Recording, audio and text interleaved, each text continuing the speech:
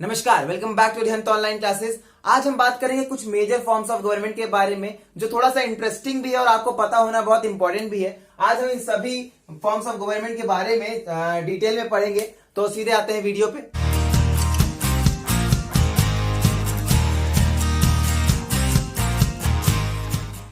तो बात करते हैं फॉर्म्स ऑफ गवर्नमेंट के बारे में, क्योंकि कई बार हम कई टॉपिक्स पढ़ रहे होते हैं, उसमें कोई टर्मिनोलॉजी दी होती है और फॉर्म्स ऑफ गवर्नमेंट के बारे में ना पता होने की वजह से वो टॉपिक भी समझ में नहीं आता है। तो इसलिए समझते हैं क्या कितने कितने फॉर्म्स ऑफ गवर्नमेंट होते हैं। पहला है anarchy. Anarchy is a form of government where there is no government. सुनने में थोड़ा सा फनी लग रहा है कि it is a form of government but there is no government. Actually समझते हैं इसमें है क्या। कभी कभी क्या होता है, कुछ कुछ कंट्रीज में ऐसे सिचुएशन बन जाती है, ऐसे सर्कमस्टांसेस आ जाते हैं कि उस समय उस कंट्री पे कोई भी सेंट्रल गवर्नमेंट का हाथ नहीं होता है, कोई भी सेंट्रली रूल नहीं कर रहा होता है, तो उस समय उसको बोला जाता है एनार्की। जैसे कुछ पार्ट्स ऑफ, अगर हम सीरिया की बात करें जहां आईएस ने हमला कर लिया, तो उस पर्टिकुलर टाइम पे वहां पे सेंट्रल का कोई कमांड नहीं चल रहा है, तो वहां पे कोई गवर्नमेंट नहीं है, इसलिए वो चला जाता है एनार्की के स्टेट में। तो इसे it is known as anarchy where there is absence of government, या जहां पे गवर्नमेंट का एब्सेंस हो जाता है। तो गवर्नमेंट का एब्सेंस हो गया तो absence of public utilities, absence of central governance. जाहिर सी बात है, जब गवर्नमेंट ही नहीं होगी तो कोई फैसिलिटी और कोई गवर्नेंस की उम्मीद ही नहीं की जा सकती। जैसे सीरिया या वो जगह पे जो आईएस ने कैप्चर कर रखा है, वहां पे कोई भी गवर्नमेंट है ही नहीं। क्यों? क्योंकि उनका कैप्चर्ड एरिया चल रहा है वो, और there is absence of government and there is absence of facilities. Diplomatic relations खराब हो जाते हैं जब कोई गवर्नमेंट ही नहीं है तो दूसरे देश। डिप्लोमेटिक रिलेशन का मतलब होता है एक नेशन के दूसरे नेशन से रिश्ते। जैसे इंडिया और चाइना का जो रिलेशन है वो उसको डिप्लोमेटिक रिलेशन बोला जाता है। तो डिप्लोमेटिक रिलेशन होने का कोई सवाल ही नहीं है। जब कोई गवर्नमेंट ही नहीं है तो डिप्लोमेटिक रिलेशन बनेंगे कैसे? लोकली रूल्ड सेटलमेंट, जो भी वहां पे लोकली होगा वो रूल कर रही होगी। जो पार्ट आईएस ने कब्जे कर लिया उसको वही रूल कर रहे हैं, जैसा वो कहते हैं वैसा होता है। अब बात करते हैं दूसरे फॉर्म ऑफ गवर्नमेंट के बारे में। एक और मेजर फॉर्म ऑफ गवर्नमेंट जिसको बोला जाता है ऑटोक्रेसी। ऑटोक्रेसी ऐसी फॉर्म ऑफ गवर्नमेंट है जहां पे वन रूलर होता है या वन हैंडेड रूल होता है। इसको थोड़ा समझ लेते हैं क्योंकि हमेशा कंफ्यूजन होता है ऑटोक्रेसी, डिक्टेटरशिप और मोनार्की के बीच में कि ये तीनों एक जैसे लगते हैं, तो डिफरेंसेस क्या है तीनों के बीच में। ऑटोक्रेसी का मतलब होता है ऐसी गवर्नमेंट जहां जो पावर्स है वो एक हाथ में। तो ये मोनार्की में भी होता है और डिक्टेटरशिप में भी होता है। तो इसलिए समझने के लिए हम क्या करते हैं कि मोनार्की और डिक्टेटरशिप को ऑटोक्रेसी का एक पार्ट समझ लेते हैं और ऑटोक्रेसी के टाइप समझ लेते हैं। ऑटोक्रेसी में यह होता है कि जो गवर्नमेंट है वो एक हाथ में होती है, एक पर्सन के अकॉर्डिंग चलती है। इसका सबसे बेस्ट एग्जांपल हो सकता है इस समय नॉर्थ कोरिया। नॉर्थ कोरिया में क्या है, वहां के रूलर के हाथ में गवर्नमेंट है, उसने जो बोल दिया वही रूल है। तो अगर उसी को आप समझते हैं आगे, वही रूल है। तो अगर यही मोनार्की होता, मोनार्की भी सिंगल पर्सन रूल करता है, लेकिन उसमें होते किंग जो सिंगल हैंडेड रूल करते, किंग जो बोल देता वही सब कुछ हो जाता, वो होता है फॉर्म ऑफ मोनार्की। और ये क्या करता है, एक पीढ़ी से अगली पीढ़ी में ट्रांसफर होता है, जनरेशन टू जनरेशन ट्रांसफर होता है। अगर आज कोई किंग है तो अगले नेक्स्ट टाइम उनका बेटा किंग बनेगा, फिर उनका बेटा किंग बनेगा। तो इसको बोला जाता है मोनार्की, जहां पे किंग हो, क्वींस हो। तो ये भी एक तरह की ऑटोक्रेसी हो गई, क्योंकि सिंगल हैंडेड किंग का रूल चलेगा और बाकी सबको मानना पड़ेगा। यही बात करें हम डिक्टेटरशिप की, तो ये भी वन हैंडेड चलता है, पर यहां पे क्या होता है, मिलिट्री रूलर्स जनरली ओवरटेक कर लेते हैं। जैसे इसका एग्जांपल होगा पाकिस्तान में परवेज मुशर्रफ का।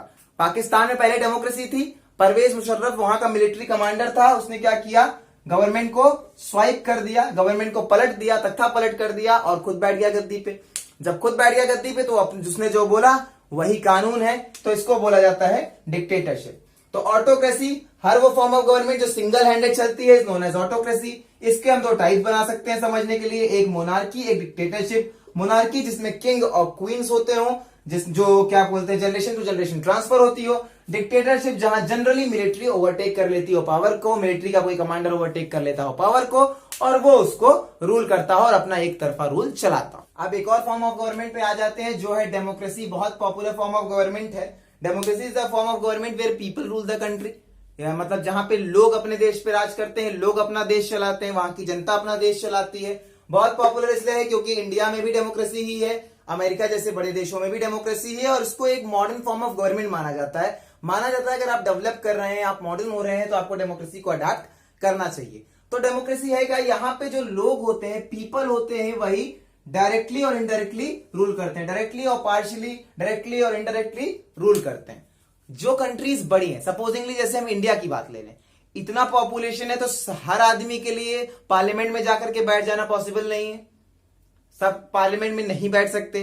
तो आपको क्या करना पड़ेगा, आपको अपने लिए कुछ रिप्रेजेंटेटिव चूज करने पड़ेंगे, जो आप तय करेंगे कि कौन होंगे, आपकी तरफ से जो फैसले लें वो जाके पार्लियामेंट में बैठेंगे और वो डिसीजन लेंगे। तो उसको बोला जाता है पार्शली, जहां पे आप क्या कर रहे हैं, अपने रिप्रेजेंटेटिव्स को सेलेक्ट कर रहे हैं। डायरेक्टली का मतलब वो हिस्सा होता है जहां आप खुद मतलब वहां के लोग खुद अपने आप को रूल करें, और पार्शली का मतलब होता है जहां वो तय करें कि उनको रूल कौन करेगा, वो डिसाइड करे कि उनको रूल कौन करेगा, दैट इज पार्शियली डेमोक्रेसी। और डायरेक्टली डेमोक्रेसी में लोग खुद ही इन्वॉल्व होते हैं खुद को रूल करने के लिए। तो ये हो गया फॉर्म ऑफ डेमोक्रेसी। डेमोक्रेसी को इंपॉर्टेंट इसलिए भी माना जाता है, सबसे इंपॉर्टेंट फॉर्म ऑफ गवर्नमेंट, क्योंकि आज मोर देन 180 कंट्रीज में डेमोक्रेसी स्टैब्लिश हो चुकी है, रन कर रही है, और इसको मॉडर्न फॉर्म ऑफ गवर्नमेंट भी माना जाता है। कहा जाता है कि if you want to develop, if you want to adapt, you need to adapt democracy, ताकि आप डेवलप भी कर सको, आपकी जो पॉपुलेशन है वो आपसे खुश भी रहे, क्योंकि जब जो पॉपुलेशन है वही मेन है, और अगर लोग खुश नहीं होंगे तो गवर्नमेंट का चल पाना मुश्किल होगा। इसलिए it is known as the best form और the modern form of the government. अब और फॉर्म ऑफ गवर्नमेंट बात करें तो एक है ओलिगार्की। यहां क्या होता है, फ्यू पीपल, कुछ पीपल का ग्रुप जो है वो रूल करता है, मतलब कुछ लोगों का ग्रुप है वो रूल करता है। ये ग्रुप कैसा होगा, स्मॉल ग्रुप होता है, लेकिन ये किस हिसाब से हो सकता है, it can be based on race, caste या किसी भी फैक्टर पे बेस्ड हो, बस एक स्मॉल ग्रुप हो जो पूरे नेशन को रूल कर रहा हो। इसका एग्जांपल हो सकता है पार्ट्स ऑफ सेंट्रल अफ्रीका और साउथ अफ्रीका। क्या था वहां पे, उस पहले के टाइम पे before Nelson Mandela racial basis पे वहां रूलिंग होती थी, मतलब जो व्हाइट्स थे वो माइनॉरिटी में थे, उसके बावजूद भी वो एक स्मॉल ग्रुप था जो पूरे नेशन को रूल करता था। इसी को कहा जाता है ओलिगार्की। इसी का एक एग्जांपल हो सकता है एरिस्टोक्रेसी भी। Aristocracy is a form of government जहां नोबल फैमिली जो होती है वो क्या करती है, रूल करती है किसी भी स्टेट को या नेशन को। इसका एग्जांपल हम देख सकते हैं रशियन रिवॉल्यूशन के टाइम पे, फ्रेंच रिवॉल्यूशन के टाइम पे इन यूरोपियन कंट्रीज में। क्यों? क्योंकि वहां पे नोबल फैमिलीज जो थी वो रूल करती थी। तो क्या होता था, 90% पीजेंट पॉपुलेशन होती थी, और मुश्किल से 5 या 10% नोबल पॉपुलेशन होती थी जो कि माइनॉरिटी में होती थी, स्मॉल ग्रुप होता था, लेकिन फिर भी रूल कौन करती थी, नोबल फैमिली। ये अपना स्मॉल ग्रुप बनाते हैं और रूल करते हैं, इन्हीं को कहा जाता है ओलिगार्की। जहां पे कोई स्मॉल ग्रुप हो, छोटा ग्रुप हो, और वो क्या कर रहा हो, पूरे नेशन को रूल कर रहा हो on the basis of certain factors. वो रेस हो सकता है, कलर हो सकता है, जेंडर हो सकता है, कुछ भी हो सकता है। अब बात करते हैं कॉलोनियलिज्म की।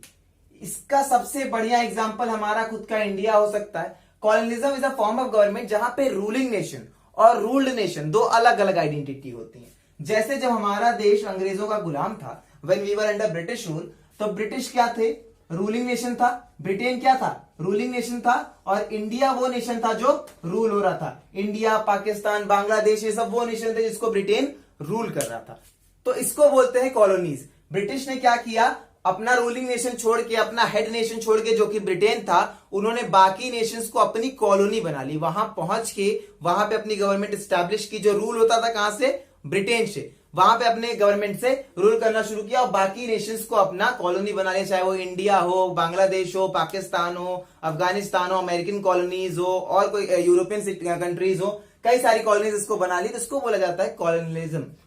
अब इसके बाद और भी कई सारे फॉर्म्स ऑफ गवर्नमेंट हैं, पर ये वो कुछ मेजर फॉर्म्स ऑफ गवर्नमेंट थे जो आपको पता होना बहुत जरूरी था, तो मैंने इस पार्ट में कवर कर दिए हैं। अगर आपको कोई सर्टेन कंफ्यूजन और रहती है तो आप कमेंट बॉक्स में पूछ सकते हैं। Hope this video was useful for you. ऐसे ही इंफॉर्मेशनल वीडियोस के लिए, मोटिवेशनल काउंसलिंग वीडियोस के लिए चैनल को सब्सक्राइब जरूर करिएगा, वीडियो को लाइक कीजिए, शेयर करिए, कमेंट कीजिए, ताकि मेरे को और मोटिवेशन मिलती रहे ऐसी वीडियो बनाने के लिए। Thank you, thanks a lot.